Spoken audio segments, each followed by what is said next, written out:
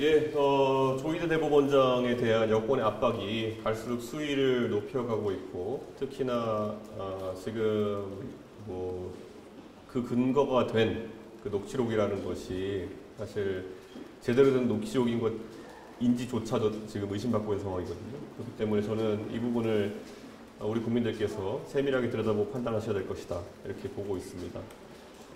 그리고 지금 뭐 민주당에서 뭐 제가 뭐 예전에 김명수 대법원장 물러나라고 했었는데 지금 왜 그러냐 이렇게 얘기하는 경우도 있는데요. 민주당은 보고 싶은 것만 보는 것 같습니다. 저의 입장은 항상 일관된 게요.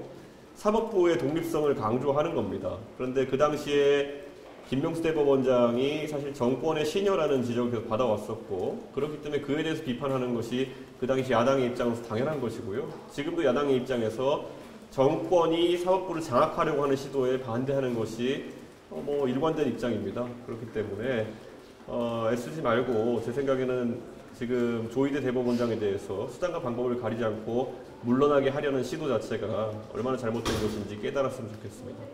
예. 질문 있으실까요? 네, 사실 말씀 주셨지만은 어제 의혹제기에 대법원장께서 입장을 밝히셨는데, 그 대법원장께서 개인의 의혹에 대해서 입장을 밝히시니 굉장히 이례적이라는 평가 나오고 있거든요. 행정부랑 입법부가 사법부를 지금 과하게 자극하고 있다는 지적도 나오는데, 이에 대해서 한 말씀 좀 부탁드리겠습니다. 저는 지금 조희대 대법원장이 공격받는 이유라 함은 결국에는 이재명 대통령에 대한 판결이 자신들이 생각하는 것보다 이례적으로 빠르게 나왔다라고 하는 건데, 그것도 한번 이면을 봐야 되는 것이 1심은 이례적으로 지연되었고요. 2심 이후에 3심이 이제 이례적으로 빨랐다는 건데, 한편 따지고 보면 조희대 대법원장은 633의 원칙이나 이런 것들을 오래전부터 선명해 왔습니다. 그런데 오히려 일선 법관들 중에서 1심, 2심 재판부에서 그런 것들을 지키지 못한 사례가 있었던 것이지, 조희대 대법원장은 본인이 공언한 대로 이제 사실 재판을 진행했다, 이렇게 보면 될 것 같고요. 사실 633의 원칙이라는 것이 오히려 선거법 재판을 빠르게 진행해서 유권자의 혼란이 없게 하자는 그런 입법의 취지에도 오히려 부응하는 것이거든요. 그렇기 때문에 저는, 그러면 이재명 대통령 재판을 놓고 너무 빨리 했다라고 문제를 삼는 분들은 앞으로 그럼 선거법 재판은 늘어져야 된다고 주장하는 것인지 주장을 명확히 했으면 좋겠습니다. 민주당에서 설마 앞으로 선거법 재판은 늘어져야 된다는 걸 주장하고 싶은 건 아니겠죠?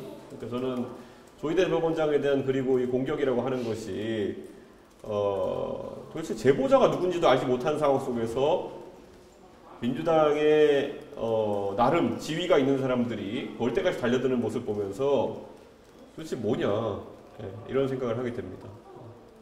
한 가지만 더 여쭤볼게요. 예. 그 주가 관련 좀 질문 드리고 싶은데, 네. 사실 지금 이재명 정부에서 내는 정책들이 주가 부양에 모두 긍정적이라고 보기는 어렵잖아요. 노란봉투법 같이. 네.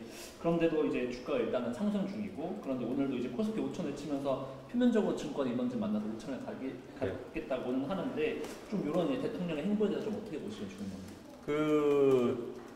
의외로 주가라는 것은 원화 인덱스이기 때문에 사실 원화가 불안정해져가지고 그 환율이 또 원달러 환율이 저희가 변하게 되면은 거기에 따라도 영향을 받을 수밖에 없습니다. 한국 주식이 상대적으로 환율에 따라서 싸서 매력적으로 보이는 상황도 발생할 수 있는 것이거든요. 그렇기 때문에 지금 단기적인 이런 변동에 대해 가지고 저는 일희일비할 것도 아니고, 김종인 위원장도 방송에 나와서 얘기하셨던 것처럼 저것은 뭐 나중에 장기적으로 봤을 때 우리 경제 체력이 어떻게 변하냐에 따라 가지고 안정적으로 변해야 될 지표이지, 지금 너무 급하게 여기에 몰두해가 정책을 펴는 것 자체는, 글쎄요, 저는 이재명 정부가 지방선거까지만 집권하려고 하는 건가? 이런 생각을 합니다. 지금 사법적인 무리수나 아니면 많은 것들이 지방선거만 염두에 두고 있고, 수단과 방법을 가리지 않고 지방선거만 이기면은 모든 권력을 통제할 수 있다라는 그런 권력에 대한 욕심과 갈망 때문에 이게 이렇게 진행된다라는 생각을 하게 됩니다.